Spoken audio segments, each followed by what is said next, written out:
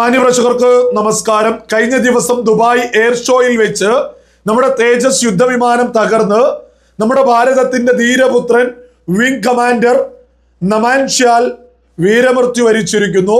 അദ്ദേഹത്തിന്റെ ആത്മാവിന് നിത്യശാന്തി നേരുന്നു. എല്ലാവിധ പ്രാർത്ഥനകളും നേരുന്നു. ഏതൊരു ഭാരതീയനെ സംബന്ധിച്ചും വളരെ വേദനയോടുകൂടിയാണ് നമ്മൾ ഈ വാർത്ത കേട്ട് മുന്നോട്ട് പോകുന്നത്. വലിയ വേദനയിൽ തന്നെയാണ് നമ്മൾ മുന്നോട്ട് പോകുന്നത്. എന്നാൽ നമ്മുടെ കേരളത്തിലെ ഒരുപാട് സുഡാപ്പികൾ രംഗത്തെത്തിയിട്ട് നമ്മുടെ രാജ്യത്തിനെതിരെ ഈ വിഷയത്തിലും തോന്നിയത് വിളിച്ചു പറഞ്ഞുകൊണ്ട് രംഗത്തെത്തിയിട്ടുണ്ട്. ബ്രാഹ്മണർക്ക് വരെ എതിരെ സുഡാപ്പികൾ വിളിച്ചു പറയുന്നുണ്ട്. തോന്നിയത് ഹിന്ദു മതവുമായി ബന്ധപ്പെട്ട ആചാരങ്ങൾക്കെതിരെ പറയുന്നുണ്ട്. അത്തരം കുറച്ച് ഉദാഹരണങ്ങൾ നമുക്ക് ഈ ഒരു വീഡിയോയിൽ മുന്നോട്ട് വെക്കാം. ആദ്യത്തെ കമന്റാണ്: വിദേശ രാജ്യത്ത് എയർ ഷോക്ക് കൊണ്ടുപോയി മാർക്കറ്റ് ചെയ്ത സാധനമാണ്. ഇത് കണ്ട് ഇതിന്റെ പെർഫോമൻസ് കണ്ടു വേണം ബാക്കിയുള്ള രാജ്യങ്ങൾ ഈ സാധനം മേടിക്കാൻ. ഇതൊക്കെ ഉണ്ടാക്കാൻ പ്രൊഫഷണലിസവും ബുദ്ധിയും എക്സ്പീരിയൻസും ഉള്ള ആൾക്കാരെ പുറത്തു നിന്ന് നല്ല ചുള കൊടുത്ത് കൊണ്ടുവരണം.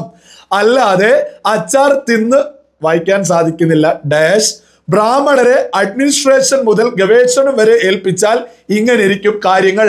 ഇന്ത്യ ഒരു കാലത്തും ഗതി പിടിക്കില്ല. എന്നിട്ട് തംസപ്പ് ഇടുക. ഹംസ യൂസുഫ് എന്ന് പറയുന്ന ഒരു സുഡാപ്പി ഇന്ത്യ ഒരിക്കലും ഗതി പിടിക്കില്ല എന്നൊക്കെ എഴുതി മുന്നോട്ട് വെക്കുന്നത്. ബ്രാഹ്മണരുടെ മേലേട്ടും കുതിര കയറാൻ പോവാ. എന്തൊരു വിഷയം നടന്നാലും ഇത്തരം സകല ആളുകളും മനസ്സിലാക്കണം. ഇത് നമ്മുടെ രാജ്യത്ത് മാത്രം ആദ്യമായിട്ട് ലോകത്ത് സംഭവിച്ചു എന്നല്ല.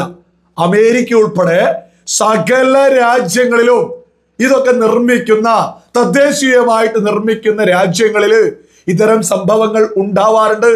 എന്നാൽ നമ്മുടെ ഭാരതത്തെ സംബന്ധിച്ച് തേജസ് യുദ്ധവിമാനത്തിന്റെയൊക്കെ ഹിസ്റ്ററിയൊക്കെ ഒന്ന് എടുത്തു നോക്കിയാൽ 10 വർഷത്തിനിടയിൽ രണ്ട് യുദ്ധവിമാനം മാത്രമാണ് ഇത്തരത്തിൽ സംഭവിച്ചിട്ടുള്ളത്. ഈ തകർച്ച പോലും എന്താണ് എന്ന് പോലും ഇതുവരെ പുറത്തു വന്നിട്ടില്ല. ഇതൊരു പക്ഷേ ഈ നമ്മുടെ ഭാരതത്തിന്റെ ധീരപുത്രനായിട്ടുള്ള വിംഗ് കമാൻഡർക്ക് വന്നിട്ടുള്ള എന്തെങ്കിലും ഒരു അസ്വസ്ഥതയാണോ, അതല്ലെങ്കിൽ എന്തെങ്കിലും ടെക്നിക്കൽ എറേഴ്സ് ആണോ? ഇതൊക്കെ നമ്മൾ ഒരു റിസൾട്ടും പുറത്തു വന്നിട്ടില്ല. അപ്പോഴേക്കും നമ്മുടെ രാജ്യം ഗതി പിടിക്കില്ല എന്ന് പറഞ്ഞ് ഇത്തരം സുഡാപ്പികൾ രംഗത്തെത്തിയിട്ടുണ്ട്. അടുത്ത കമന്റ്: ഉത്തരവാദി കേന്ദ്ര സർക്കാർ മാത്രമാണ്.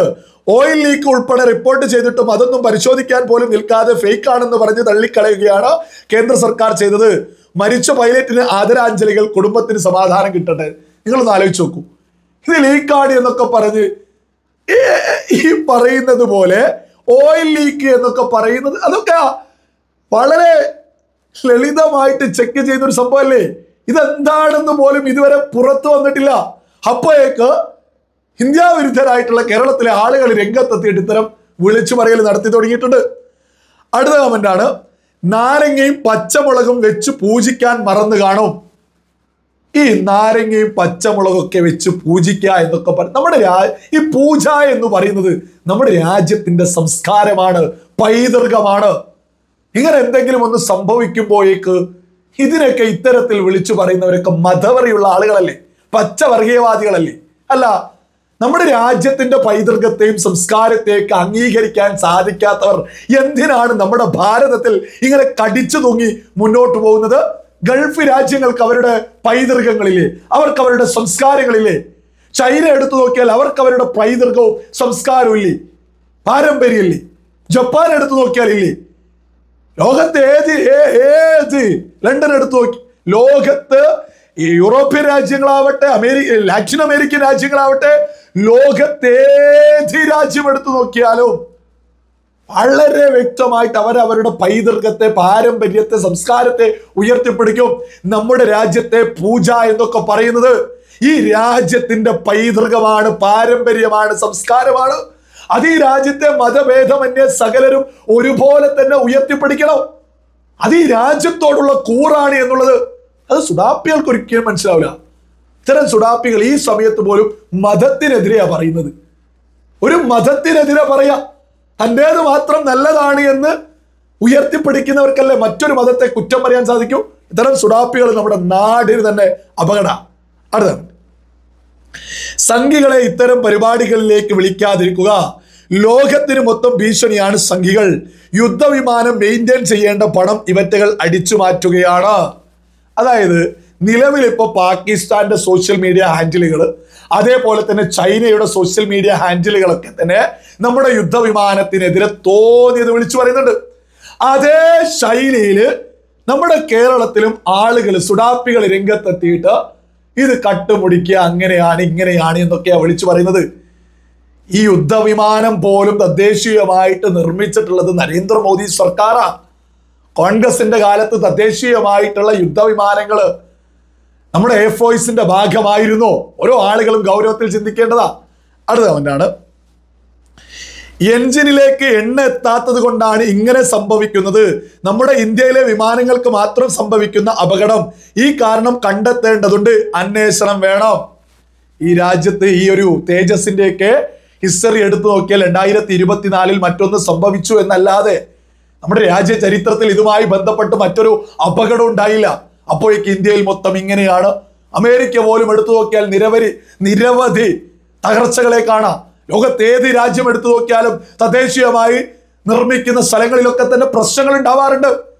ഇനി അല്ലാത്തതാണെങ്കിലും യുദ്ധവിമാനങ്ങൾ തകരുന്നതൊക്കെ ഒരു നിരവധി മറ്റ് രാജ്യങ്ങളിൽ, നമ്മുടെ രാജ്യമൊക്കെ എടുത്തു നോക്കുമ്പോൾ വലിയ രീതിയിലുള്ള റിസൾട്ട് നമ്മുടെ മികവാണ് ഈ യുദ്ധവിമാനങ്ങളൊക്കെ തന്നെ. അതേസമയം മറ്റു രാജ്യങ്ങളുടെ കണക്കെടുത്ത് നോക്കിയാൽ വലിയ തകർച്ചയാണ്. അതാണ് യാഥാർത്ഥ്യം. അടുത്ത കമന്റ്, ഇന്ത്യയുടെ ഹെലികോപ്റ്റർ തകരുന്നു, വിമാനം തകരുന്നു, ആർമി നല്ല QC ഒന്നുമില്ല എന്ന് ഒരു തോന്നൽ. അതായത് ഇത്തരം ഒരുപാട് ആളുകളുണ്ട്. ഇപ്പൊ ഒരുപാട് ആള് ഭരണകൂടത്തിനെതിരെ. ഇത്തരം ആളുകളോടൊക്കെ തന്നെ പറയാം, നമ്മൾ 1988 മിഗ് വിമാനങ്ങളെയായിരുന്നു നമ്മുടെ രാജ്യം ആശ്രയിച്ചിരുന്നത്. നിരന്തരം അത് തകർച്ച, അതിങ്ങനെ തകരുന്നത് ഒരു തുടർച്ചയായതോട് കൂടിയിട്ട് നമ്മുടെ രാജ്യം വലിയൊരു സ്വപ്നം കാണൽ തുടങ്ങി. അതിന്റെ ഭാഗമായിട്ട് 2001 നമ്മൾ തേജസ് യുദ്ധവിമാനം ഒരു പരീക്ഷണ വിജയം, അതായത് 2001ലേക്കാണ് നമ്മുടെ സ്വപ്നം സാക്ഷാത്കാരത്തിലേക്ക് എത്തുന്നത്.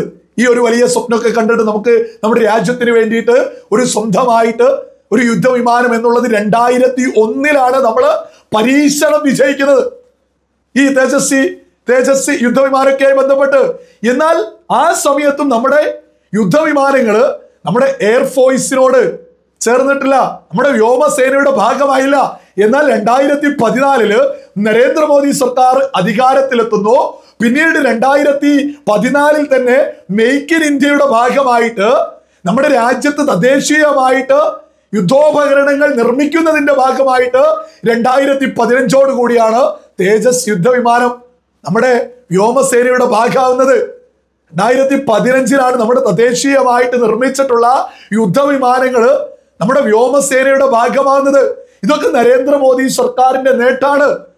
മറ്റുള്ളവരൊക്കെ സ്വപ്നം കണ്ടങ്ങ് അവിടെ ഇരുന്നതാണ്, ഒന്നും സംഭവിച്ചിട്ടില്ലായിരുന്നു. നമ്മൾ തദ്ദേശീയമായിട്ട് നിർമ്മിച്ചെടുത്തിട്ടുള്ളതൊക്കെ തന്നെ നരേന്ദ്രമോദിയുടെ ഭരണകാലത്താ. എന്നിട്ടും സംഘികൾ അങ്ങനെ ഇങ്ങനെ എന്ന് പറഞ്ഞ് ഒരുപാട് സുഡാപ്പികൾ, ഇവർക്കൊക്കെ തന്നെ നമ്മുടെ രാജ്യത്തിനെതിരെ പ്രവർത്തിക്കുക എന്നുള്ളതാ ഇവരുടെ പ്രധാനപ്പെട്ട അജണ്ട.